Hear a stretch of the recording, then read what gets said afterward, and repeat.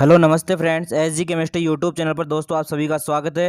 दोस्तों आज हम एसीएफ और एफआरओ के बहुत ही मोस्ट इंपॉर्टेंट क्वेश्चन सॉल्व करेंगे जो 3000 क्वेश्चनों की स्पेशल सीरीज का सेकंड पार्ट है।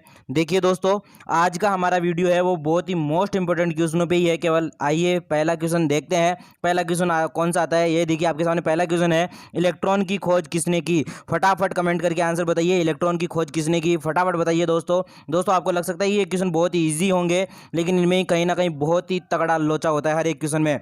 इलेक्ट्रॉन की खोज जे थॉमसन ने की थी। सेकंड आंसर इसका करेक्ट आंसर हो जाएगा। दोस्तों आप ये मत समझिए कि ये बिल्कुल इजी क्वेश्चन है, सर तो हमारे को न्यूमेरिकल तो करवा ही नहीं रहे हैं। दोस्तों आप चिंता मत कीजिए, मैं आपको न्यूमेरिकल भी करवाऊंगा। जैसे ही हमारी लाइव क्लास स्टार्ट हो जाएगी 2-4 दिन बाद, उसके बाद हम न्यूमेरिकल भी स्टार्ट करेंगे। सेकंड क्वेश्चन अपना यहाँ पर निकल के आ जाता है, इलेक्ट्रॉन का एंटी पार्टिकल क्या है। इलेक्ट्रॉन का एंटी पार्टिकल कौन सा होता है, पॉजिट्रॉन होता है कि प्रोटॉन होता है, अल्फा कण होता है कि बीटा कण होता है। फटाफट कमेंट करके आंसर बताइए दोस्तों, इलेक्ट्रॉन का एंटी पार्टिकल कौन सा कण होता है। दोस्तों इसका आंसर हो जाएगा, इलेक्ट्रॉन का एंटी पार्टिकल पॉजिट्रॉन होता है। क्या होता है, पॉजिट्रॉन होता है। देखिए दोस्तों आपको याद रखना है। इसके बाद अगला क्वेश्चन आपके लिए निकल के आ जाता है यहाँ पर, न्यूट्रॉन की खोज किसने की। न्यूट्रॉन की खोज किसने की, न्यूट्रॉन की खोज बताइए फटाफट किसने की। न्यूट्रॉन की खोज जेम्स चैडविक ने की कि रदरफोर्ड ने की, हाइजनबर्ग ने की कि प्लांक ने, प्लांट नहीं है प्लांक है, प्लांक ने की। बताइए फटाफट। न्यूट्रॉन की खोज आपके जेम्स चैडविक ने की थी। किसने की थी दोस्तों, जेम्स चैडविक। यहाँ पर करेक्ट आंसर हो जाएगा आपका। ठीक है दोस्तों आपको ऐसे ही जो ये वैज्ञानिक के नाम है ये बहुत ही इंपॉर्टेंट होते हैं और ये याद रखने हैं, हर एक एग्जाम में 2 से 3 बार आ जाते हैं। अगला क्वेश्चन है आपके पास, चक्रण क्वांटम संख्या के कितने मान संभव है। चक्रण क्वांटम संख्या के कितने मान संभव है, फटाफट कमेंट करके आंसर बताइए दोस्तों। 2 मान हो सकते हैं कि 4 मान हो सकते हैं, 6 मान हो सकते हैं, 8 मान हो सकते हैं।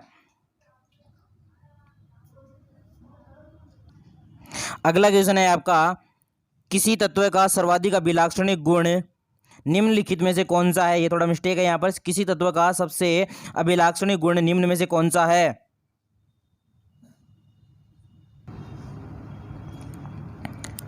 किसी तत्व का सर्वाधिक अभिलाक्षणिक गुण कौन सा है, तो सर्वाधिक जो अभिलाक्षणिक गुण है आपका वह कौन सा है, यहाँ पर परमाणु क्रमांक होगा। क्या होगा, परमाणु क्रमांक होगा। दोस्तों याद रखना, परमाणु क्रमांक सबसे इंपॉर्टेंट गुण होता है किसी भी एलिमेंट के लिए। ना तो परमाणु भार होता है, ना ही घनत्व होता है, ना ही उसकी द्रव्यमान संख्या होती है। दोस्तों ये क्वेश्चन बहुत ही मोस्ट इंपॉर्टेंट है, इंपॉर्टेंट लगा लेना दोस्तों इस क्वेश्चन को। अगला क्वेश्चन आपके सामने निकल के आ जाता है, कार्बन के एक परमाणु में 6 प्रोटॉन है और इसकी द्रव्यमान संख्या 14 है, तो इसमें न्यूट्रॉन कितने होंगे। 14 - 6 इज करेक्ट आंसर, 8 आंसर इसका हो जाएगा, सी इज करेक्ट आंसर हो जाएगा। दोस्तों याद रखना, जितने द्रव्यमान संख्या होती है उसमें प्रोटॉनों की संख्या निकालने के बाद आपके न्यूट्रॉन की संख्या बचती है। दोस्तों ये क्वेश्चन बहुत ही इंपॉर्टेंट है, आपको लग ईजी रहा है लेकिन कई बार हम यहीं पर गलती कर देते हैं। अगला क्वेश्चन आपके सामने यहाँ पर निकल के आ जाता है, निम्न में से कौन सा कण कणीय व तरंग प्रकृति दर्शाता है।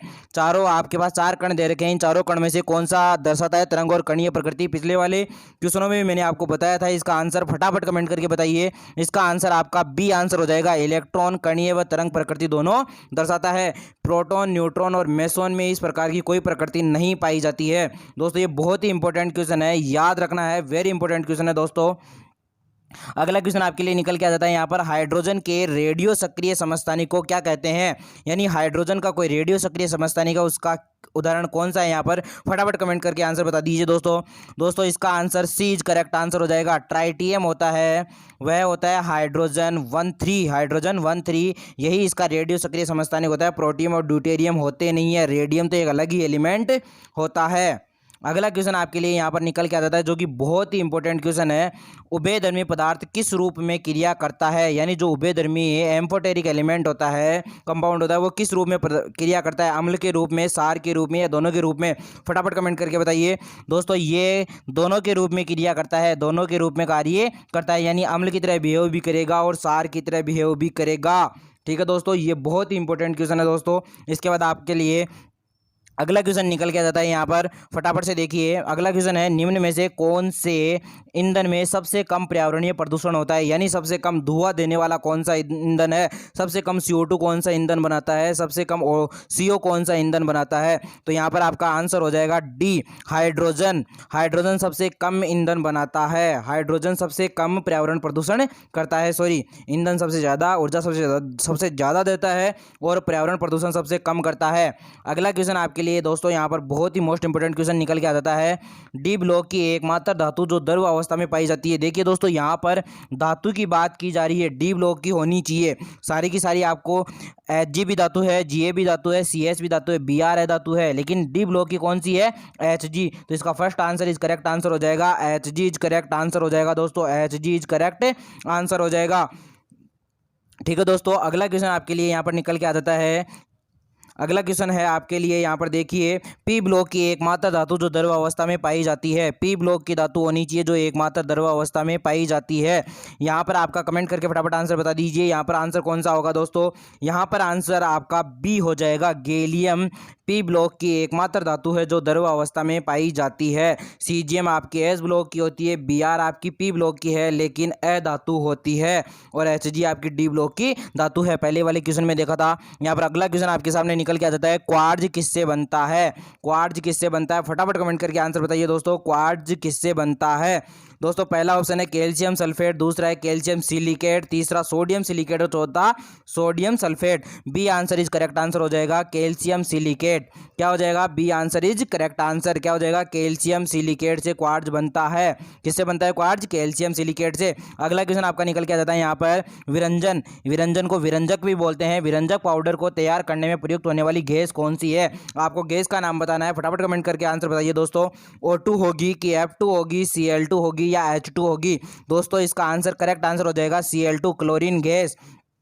कौन सा आंसर हो जाएगा, chlorine gas is correct answer हो जाएगा दोस्तों। यहाँ पर आपका क्लोरीन गैस होती है, वही विरंजक चूर्ण के निर्माण में सहायक होती है। अगला क्वेश्चन है आपका, जब लोहे पर जंग लगता है तो उसका वजन क्या होता है। दोस्तों फटाफट कमेंट करके आंसर बता दीजिए कि जब लोहे पर जंग लगता है तो उसका वजन बढ़ता है या घटता है या वही रहता है। फटाफट कमेंट करके आंसर बताइए दोस्तों।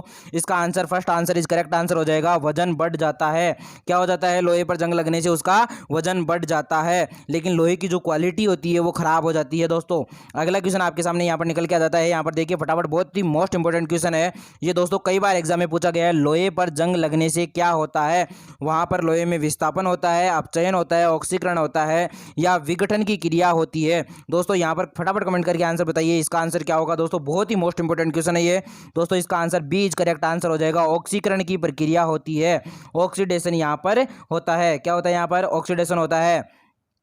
अगला क्वेश्चन देखिए दोस्तों, आपके लिए बहुत ही मोस्ट इंपोर्टेंट क्वेश्चन निकल के आ जाता है, नीला थोते का रासायनिक फॉर्मूला क्या होता है। नीले थोते को किस नाम से जाना जाता है, calcium sulphate, iron sulphate, copper sulphate और मैग्नीशियम सल्फेट। फटाफट आंसर बता दीजिए दोस्तों इसका कमेंट करके। इसका आंसर दोस्तों first answer is correct answer है, first answer is correct answer, copper sulphate CuSO4.5H2O, CuSO4.5H2O इसका आंसर होता है दोस्तों। ठीक है, CuSO4.5H2O इसका करेक्ट आंसर होता है। अगला क्वेश्चन आपके सामने यहाँ पर निकल के आ जाता है, फोटोग्राफी में उपयोगी तत्व कौन सा है। ये योगी दोबारा से लिखा हुआ आ गया है, योगी आदित्यनाथ से याद रह गया है। यहाँ पर देखिए फोटोग्राफी में उपयोगी तत्व कौन सा है, तो फोटोग्राफी में आपके सबसे उपयोगी जो है वो सिल्वर नाइट्रेट, सल्फ्यूरिक अम्ल, सिल्वर ब्रोमाइड या साइट्रिक अम्ल। फटाफट कमेंट करके आंसर बताइए दोस्तों, इसका आंसर हो जाएगा सिल्वर ब्रोमाइड, AgBr। क्या हो जाएगा, AgBr इज करेक्ट आंसर हो जाएगा दोस्तों, AgBr इज करेक्ट आंसर हो जाएगा। इसके बाद आपका अगला क्वेश्चन निकल के आ जाता है, यहाँ में निम्न में से किस एक में सिल्वर नहीं पाई जाती, यानी सब में सिल्वर है लेकिन एक में सिल्वर नहीं होती। देखो दोस्तों, डी आंसर आपके सिल्वर का ही है, तो सिल्वर में सिल्वर तो होना ही है।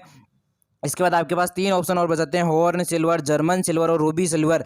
दोस्तों इसका answer B is correct answer हो जाएगा, जर्मन सिल्वर में सिल्वर नहीं पाया जाता है। दोस्तों मोस्ट इंपोर्टेंट क्वेश्चन है, कई बार साइंस के एग्जामों में आ चुका है, जर्मन सिल्वर का फॉर्मूला क्या होता है, किस किस धातु से मिलकर बना होता है। अगला क्वेश्चन है आपका, एक हाइड्रोजन परमाणु में कितने न्यूट्रॉन होते हैं। दोस्तों फटाफट कमेंट करके आंसर बताइए दोस्तों, ये बहुत ही ईजी क्वेश्चन लग रहा है लेकिन इसका आंसर बहुत ही मस्त वाला है। फटाफट कमेंट करके आंसर बताइए दोस्तों। यहाँ पर हाइड्रोजन परमाणु में डी न्यूट्रॉन होते हैं, कितने न्यूट्रॉन होते हैं, डी यानी 0 न्यूट्रॉन होते हैं।